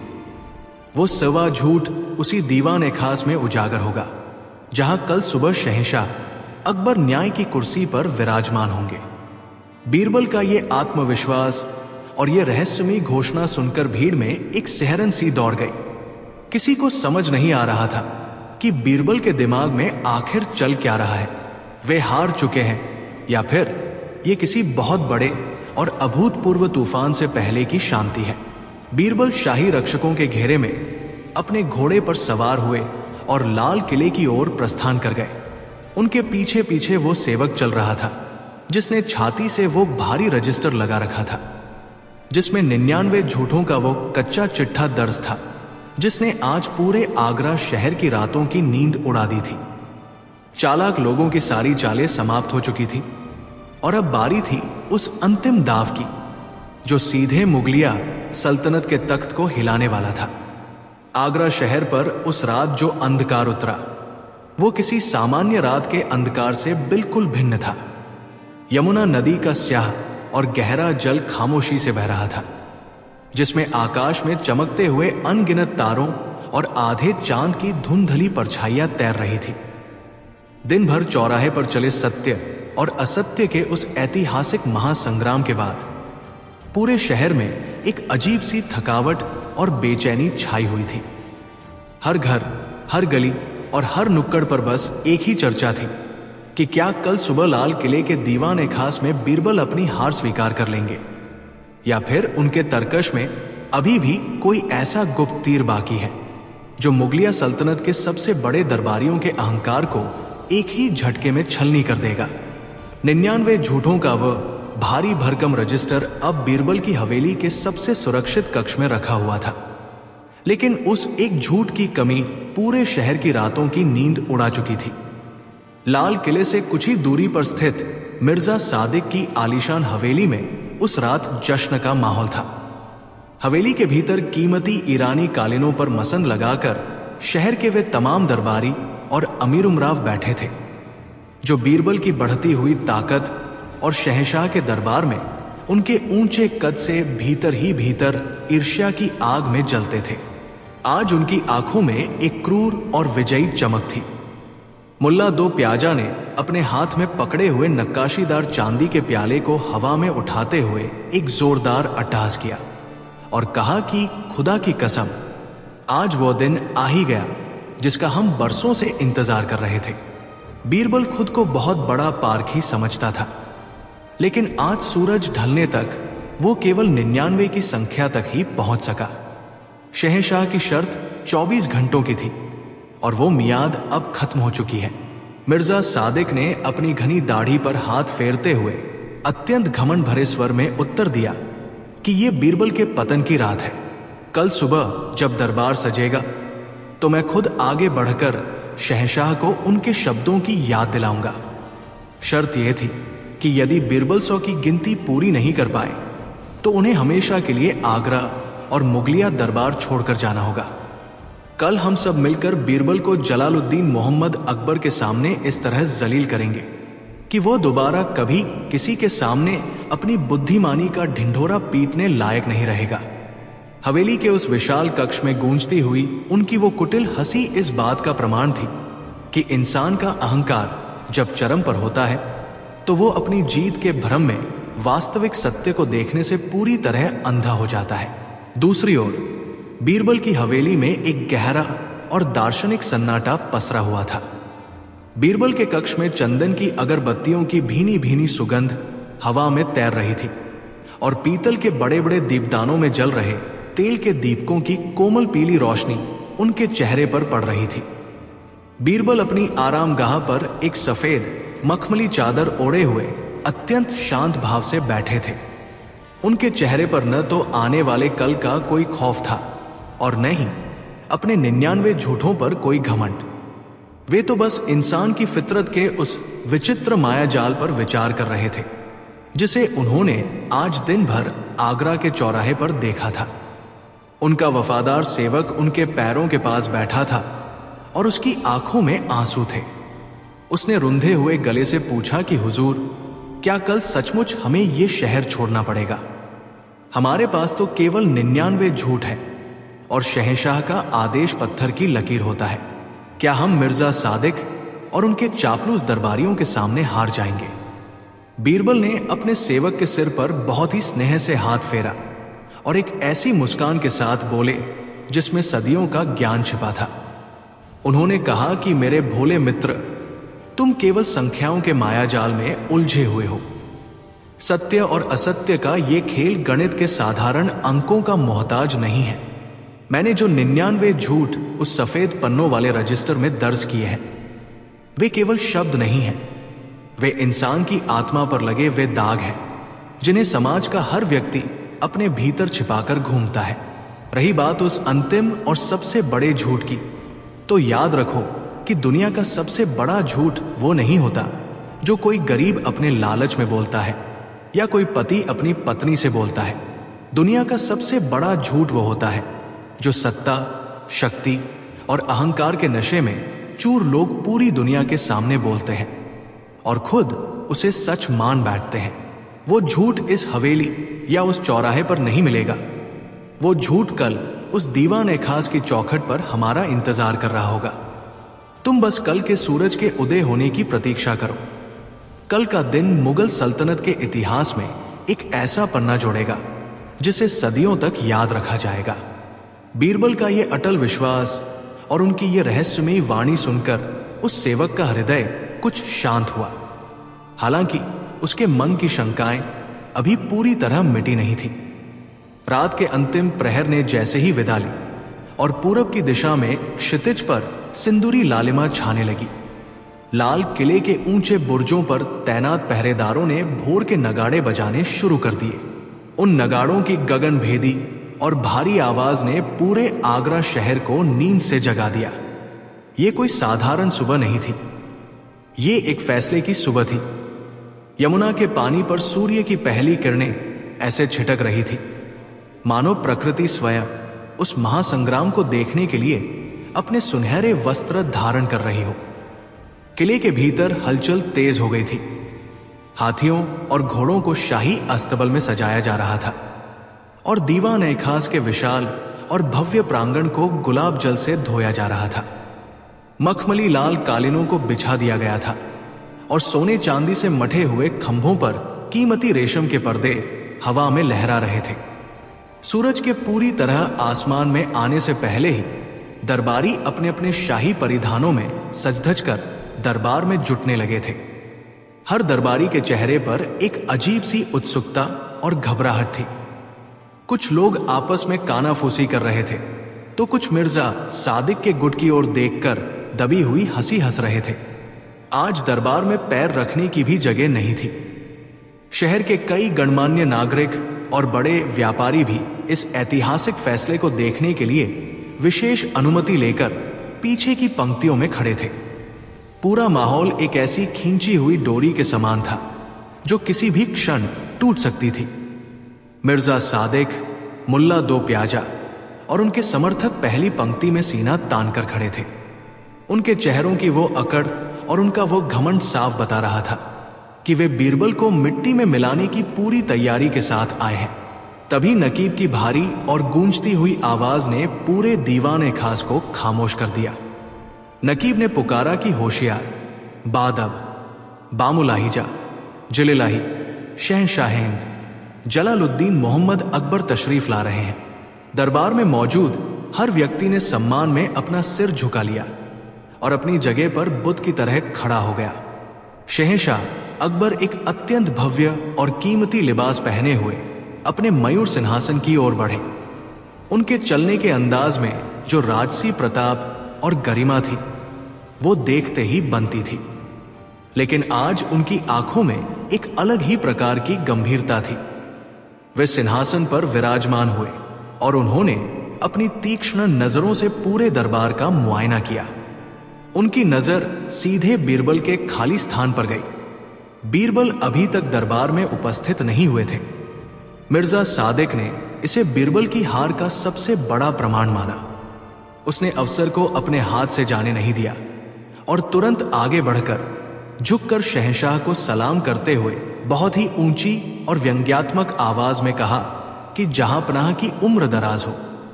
आज मुगलिया सल्तनत का ये महान दरबार एक ऐसे घमंड के टूटने का गवाह बनने जा रहा है जिसने लंबे समय से हमारे दिलों को आहत कर रखा था। बीरबल, जो खुद को दुनिया का सबसे बड़ा पारखी और बुद्धिमान मानता था, आज आपके दरबार में उपस्थित होने की हिम्मत नहीं जुटा पा रहा है। जहांपनाह, कल सूर्यास्त तक की मियाद थी, लेकिन हमारे पुख्ता गुप्तचरों ने हमें बताया है कि बीरबल शहर के चौराहे पर केवल 99 झूठ ही पकड़ सका। वो अपने उस घमंड भरे दावे को पूरा करने में पूरी तरह से नाकाम रहा है। आपकी शर्त के अनुसार एक की भी कमी पूरी हार मानी जाएगी। इसलिए हुजूर, मैं आपसे ये गुजारिश करता हूं कि बीरबल की इस नाकामी और उसकी इस गुस्ताखी के लिए शाही फरमान सुनाया जाए और उसे आज ही आगरा की सीमाओं से बाहर निकाल दिया जाए। मिर्जा सादिक की ये बात सुनकर उसके समर्थकों ने दबे स्वर में मेजे थपथपाकर उसका समर्थन किया। अकबर के माथे पर चिंता की लकीरें गहरी हो गई। एक शासक के रूप में वे अपने ही बनाए हुए नियमों से बंधे हुए थे और दूसरी ओर बीरबल जैसे अनमोल रत्न को खोने का विचार उनके हृदय को कचोट रहा था। उन्होंने गहरी सांस ली और कुछ बोलने ही वाले थे कि अचानक दरबार के मुख्य द्वार पर एक भारी हलचल हुई। पहरेदारों ने द्वार पूरी तरह खोल दिए और उस सुनहरी सुबह की रोशनी को चीरते हुए बीरबल ने दीवाने खास में प्रवेश किया। बीरबल की चाल में न तो कोई हड़बड़ाहट थी और न ही हारने वाले का कोई संकोच।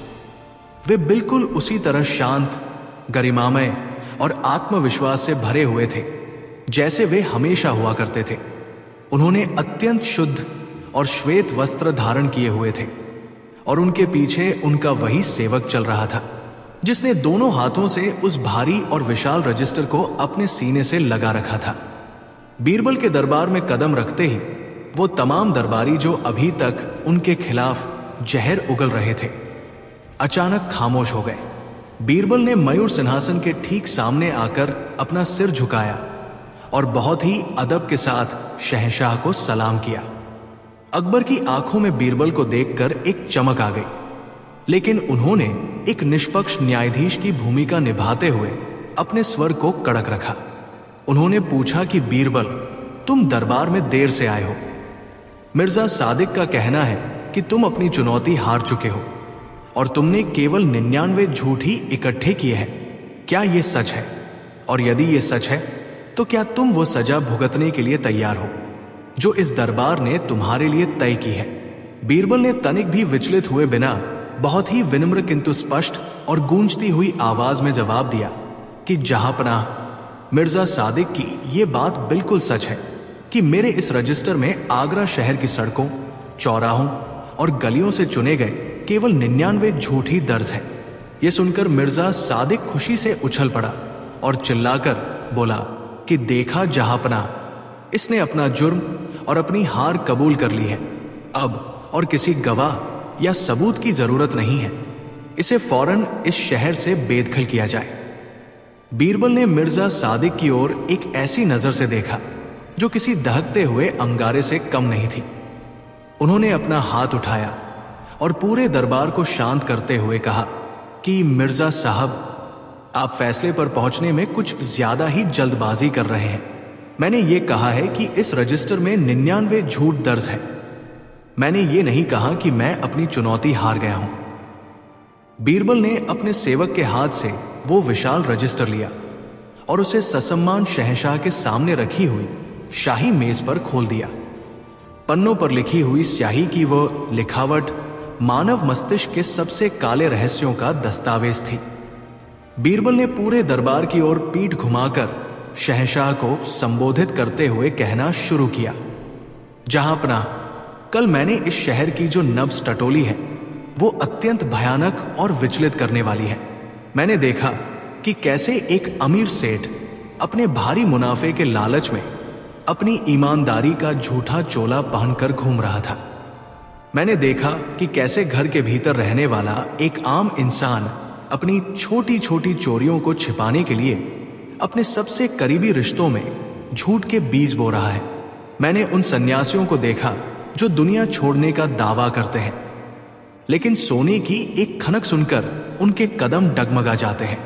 मैंने उन शूरवीरों को देखा जो मौत से न डरने का खोखला दावा करते हैं, लेकिन एक मामूली सी आवाज से उनके पसीने छूट जाते हैं।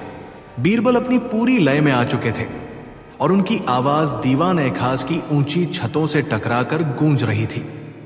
उन्होंने कहा कि जहांपना, मैंने वे 99 झूठ केवल गिने नहीं हैं, बल्कि मैंने इंसानियत के उस खोखलेपन को छुआ है जहां लोग अपने अहंकार, अपने लालच और अपने खौफ को सत्य का नाम देकर समाज को बेवकूफ बनाते हैं। इस रजिस्टर का हर एक पन्ना इस बात की गवाही है कि इंसान सच से कितना डरता है और झूठ के कितने सुंदर लिबास सिलने में माहिर है। कल शाम जब सूरज डूब रहा था, तब भी कुछ ऐसे धूर्त लोग मेरे सामने आए जिन्होंने अपनी चालाकी से कुतर्कों का ऐसा जाल बुना कि उसे काटना मुश्किल था।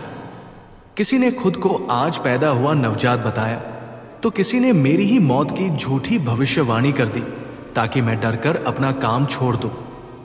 यहां तक कि एक शख्स ने आपके शाही फरमान का खौफ दिखाकर मुझे कानूनी रूप से डराने की कोशिश की, लेकिन हुजूर, मैंने उन सब के चेहरों से नकाब नोच लिए।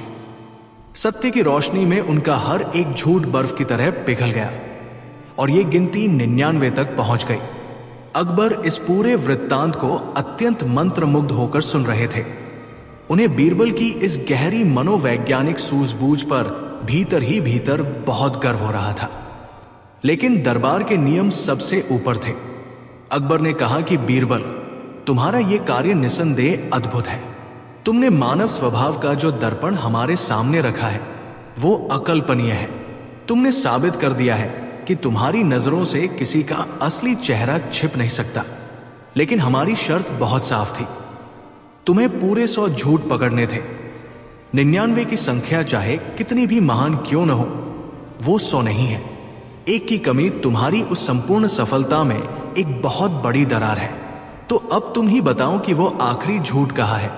यदि वो इस रजिस्टर में नहीं है, यदि वो तुमने कल चौराहे पर नहीं पकड़ा, तो फिर ये चुनौती मुकम्मल कैसे हुई? ये वो क्षण था जिसका पूरा दरबार सांसें रोककर इंतजार कर रहा था। मिर्जा सादिक और मुल्ला दो प्याजा के चेहरों पर एक क्रूर मुस्कान खेल रही थी। उन्हें लग रहा था कि अब बीरबल के पास भागने का कोई रास्ता नहीं है। बीरबल ने अपना वो विशाल रजिस्टर बंद कर दिया। उनके चेहरे पर अब एक ऐसी मुस्कान उभर आई थी जो किसी भी तूफान से पहले की वो खामोशी होती है जो सब कुछ उखाड़ फेंकने की ताकत रखती है। बीरबल ने अपनी आंखें सीधे शहंशाह अकबर की आंखों में डाली। ये एक ऐसा दृश्य था जहां एक वजीर सीधे अपने सम्राट को चुनौती दे रहा था। बीरबल ने अपना आखिरी दाव चलते हुए अपने दोनों हाथों को पीछे की ओर बांध लिया और एक एक शब्द को चबाते हुए अत्यंत शांत और खनकती हुई आवाज में बोले, जहांपना, मैंने कल शाम ही चौराहे पर खड़े हजारों लोगों से ये बात कह दी थी कि दुनिया का सबसे बड़ा और सिवा झूठ किसी मामूली सड़क या चौराहे पर नहीं मिलेगा। वो झूठ इतना विशाल, इतना ताकतवर और इतने ऊंचे ओहदे से बोला गया था कि उसे पकड़ने के लिए मुझे इस दीवान ए खास की पवित्र चौखट तक आना पड़ा। वो झूठ किसी लालच या डर से नहीं, बल्कि बेतहाशा अहंकार और सत्ता के गुरूर से पैदा हुआ था। और वो सिवा झूठ इस समय इसी दरबार के भीतर मौजूद है। ये सुनते ही पूरे दरबार में एक भयंकर सन्नाटा छा गया। सुई गिरने की आवाज भी सुनी जा सकती थी। दरबारियों के रोंगटे खड़े हो गए। बीरबल ये क्या कह रहे थे? क्या वे किसी बड़े दरबारी पर इल्जाम लगाने वाले थे, या वे कुछ और ही इशारा कर रहे थे? अकबर भी अपनी गद्दी पर थोड़े आगे की ओर झुक गए। उनकी आंखों में भी अब एक तीव्र उत्सुकता और हल्का सा क्रोध झलकने लगा था। उन्होंने अपनी भारी आवाज में कहा कि बीरबल, तुम पहेलियां बुझाना बंद करो और साफ साफ बताओ कि वो सिवा झूठ किसने बोला है और वो झूठ क्या है। याद रहे कि तुम्हारा अगला वाक्य या तो तुम्हारी जान और तुम्हारी इज्जत बचाएगा, या फिर तुम्हें हमेशा के लिए इस दरबार से दूर कर देगा। बीरबल ने एक गहरी और लंबी सांस ली। वे अपनी जगह पर बिल्कुल स्थिर खड़े थे। उन्होंने मुस्कुराते हुए पूरे दरबार पर एक नजर डाली, मिर्जा सादिक के पसीने से तरबतर चेहरे को देखा और फिर वापस अकबर की ओर मुड़ गए। बीरबल का ये आखिरी दाव अब बिसात पर चल दिया गया था और अब बस उस झटके का इंतजार था जो पूरी मुगलिया सल्तनत के इस दरबार को जड़ से हिला देने वाला था। सत्य और असत्य के इस महासंग्राम का वो निर्णायक और अंतिम सत्य बस बीरबल के होठों से फूटने ही वाला था। दीवान ए खास का वो विशाल और भव्य प्रांगण, जहां मुगलिया सल्तनत के सबसे बड़े और ऐतिहासिक फैसले लिए जाते थे, आज एक ऐसे अभूतपूर्व सन्नाटे में डूब गया था जिसे शब्दों में बयान करना असंभव है। बीरबल के उस एक वाक्य, वो सवा झूठ इस समय इसी दरबार के भीतर मौजूद है, ने जैसे समय के पहिए को रोक दिया था। संगमरमर के ऊंचे और नक्काशीदार खंभों से टकराकर बीरबल की वो खनकती हुई आवाज वापस लौट रही थी, मानो दरबार की दीवारें भी उस रहस्य को जानने के लिए कांप रही हों। रोशनदानों से छनकर आती हुई सुबह की सुनहरी धूप के बीच उड़ते हुए धूल के कण भी जैसे हवा में स्थिर हो गए थे। जो दरबारी कुछ क्षण पहले तक बीरबल की हार का जश्न मना रहे थे, उनके चेहरों का रंग अब किसी सूखी हुई पत्ती की तरह पीला पड़ चुका था। मिर्जा सादिक, मुल्ला दो प्याजा और उनके तमाम सहयोगियों की सांसें उनके गलों में अटक गई थी। उन्हें ऐसा प्रतीत हो रहा था जैसे बीरबल की वो भेदने वाली पारखी नजर उनके सीने को चीरकर उनके भीतर छिपे किसी गहरे राज को बाहर निकाल लाएगी। शहंशाह जलालुद्दीन मोहम्मद अकबर, जो अपने मयूर सिंहासन पर अत्यंत गरिमा और प्रताप के साथ विराजमान थे, अब पूरी तरह से आगे की ओर झुक चुके थे। उनके चौड़े माथे पर चिंता, विस्मय और भयंकर उत्सुकता की लकीरें साफ देखी जा सकती थी। उनकी आंखों में एक तेज चमक थी।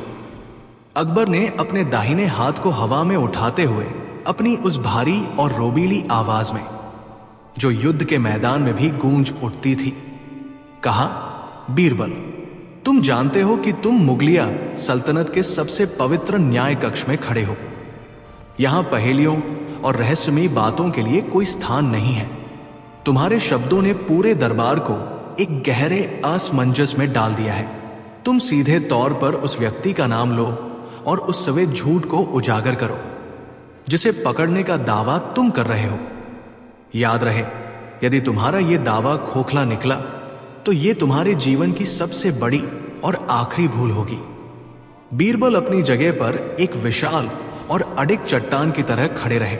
उनके चेहरे पर न तो मृत्यु का कोई भय था और न ही शहंशाह के उस कड़कते हुए स्वर से पैदा हुई कोई घबराहट।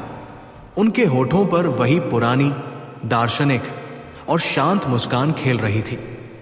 उन्होंने अपना दाया हाथ धीरे से उठाया और अपनी तर्जनी उंगली को सीधे मिर्जा सादिक की ओर तान दिया।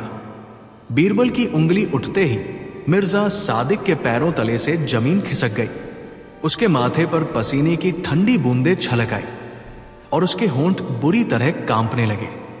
बीरबल ने अपनी आवाज को दीवान ए खास के कोने कोने तक पहुंचाते हुए कहा, जहां अपना, दुनिया का सबसे बड़ा और सिवा झूठ किसी अज्ञानी नागरिक या किसी लालची व्यापारी ने नहीं बोला है, बल्कि वो झूठ कुछ ही क्षण पहले आपके इस पाक और पवित्र दरबार में, आपके इस मयूर सिंहासन के ठीक सामने बोला गया है। और वो झूठ बोला है इस दरबार के सबसे बड़े और तथाकथित विद्वान दरबारी मिर्जा सादिक ने। पूरे दरबार में एक हलचल सी मच गई। दरबारी आपस में फुसफुसाने लगे। अकबर ने अपनी भौहें सिकोड़ते हुए पूछा, मिर्जा सादिक ने? लेकिन बीरबल, मिर्जा सादिक ने तो अभी कुछ देर पहले केवल इतना ही कहा था कि तुम अपनी चुनौती हार चुके हो और तुम्हारे रजिस्टर में केवल 99 झूठ है। इसमें झूठ कहा है? बीरबल ने अपनी उंगली नीचे की और एक गहरी दार्शनिक मुद्रा में आते हुए अत्यंत स्पष्ट शब्दों में कहना शुरू किया, जहांपना, सत्य केवल वही नहीं होता जो हमारी आंखों को दिखाई देता है, और असत्य केवल वो नहीं होता जिसे गढ़ा जाता है। असत्य का सबसे भयानक रूप वो होता है जब कोई व्यक्ति अपने भीतर के घोर अहंकार, अंधी ईर्ष्या और किसी को बर्बाद करने की कुत्सित इच्छा के कारण किसी अधूरी बात को पूर्ण सत्य मानकर पूरी दुनिया के सामने उसका ढिंढोरा पीटता है। मिर्जा सादिक ने जब इस दरबार में चिल्लाकर यह दावा किया कि बीरबल हार गया है और बीरबल अपनी चुनौती पूरी करने में नाकाम रहा है, तो वो उनका कोई अनुमान नहीं था, बल्कि उन्होंने इसे एक अटल सत्य के रूप में आपके सामने पेश किया। बीरबल ने अपनी आवाज को और ऊंचा करते हुए कहा, लेकिन जहांपनाह, क्या मिर्जा सादिक त्रिकालदर्शी हैं? क्या वे मेरे मस्तिष्क के भीतर चल रहे विचारों को पढ़ सकते हैं? नहीं, उन्होंने मेरे हारने की घोषणा उस समय की जब खेल अभी समाप्ति नहीं हुआ था।